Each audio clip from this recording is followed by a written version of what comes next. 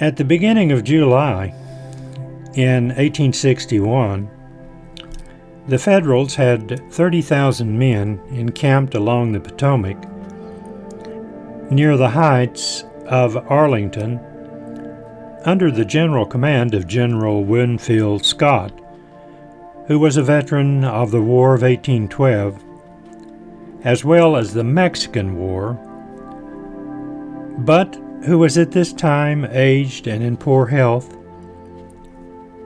and he remained in Washington. Brigadier General Irvin McDowell was in immediate command of the army. Another 20,000 men lay at Martinsburg under General Patterson, who, like General Scott, was a veteran of the War of 1812 and of the Mexican War.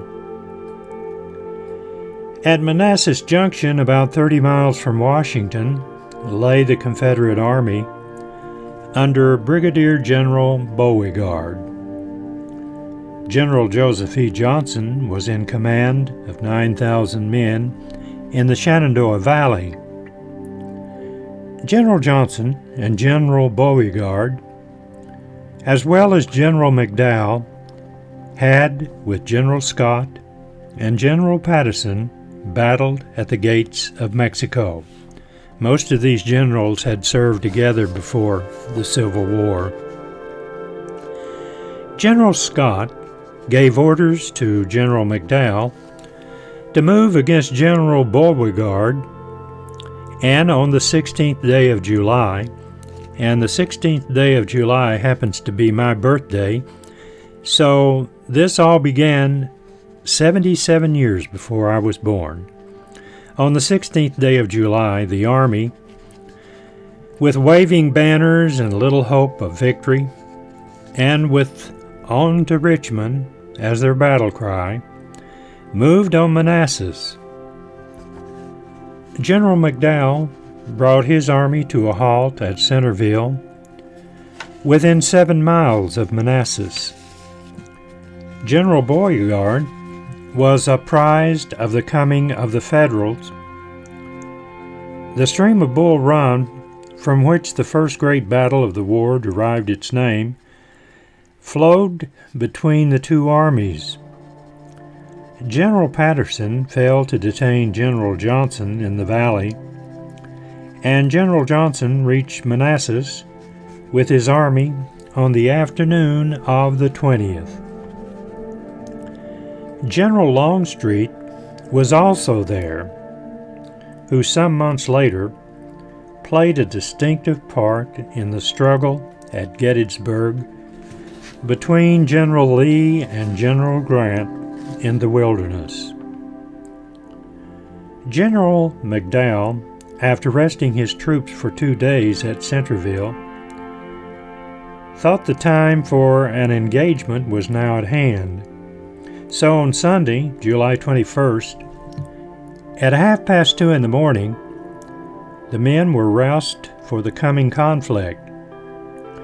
For on their second day at Centreville, a skirmish between two minor divisions of the opposing armies resulted in the defeat of the Union forces with some loss. General Ambrose E. Burnside and General William T. Sherman were at the same time subordinate officers under General McDowell.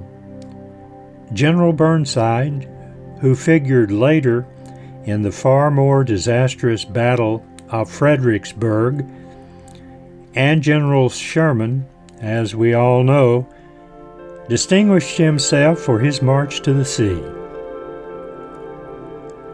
The Union plan was that General Tyler should lead his division westward and cross Bull Run at the Stone Bridge, about 4 miles from Centreville, and the remainder of the army under General Hunter and General Heintzelman was to make a circuit of several miles through a dense wood and cross Bull Run at Sudley's Ford.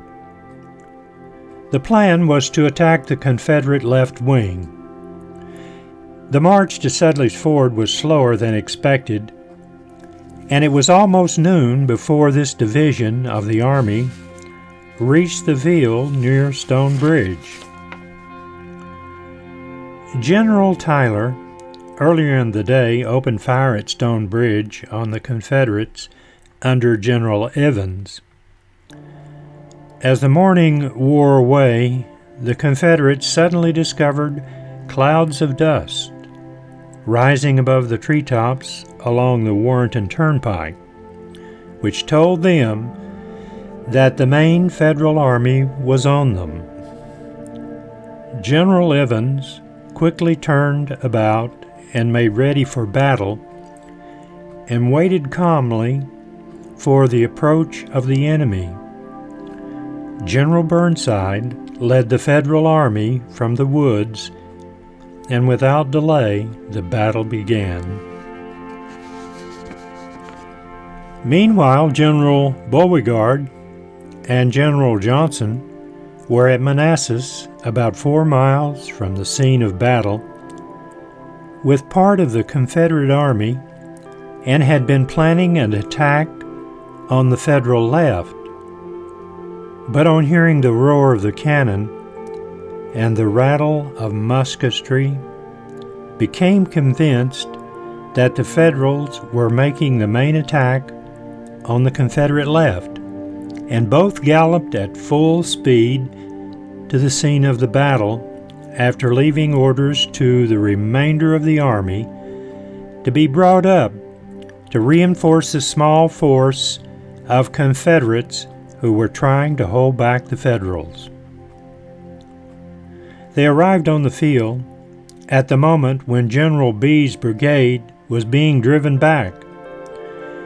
General B, in trying to rally his men, called their attention to the fact that Thomas J.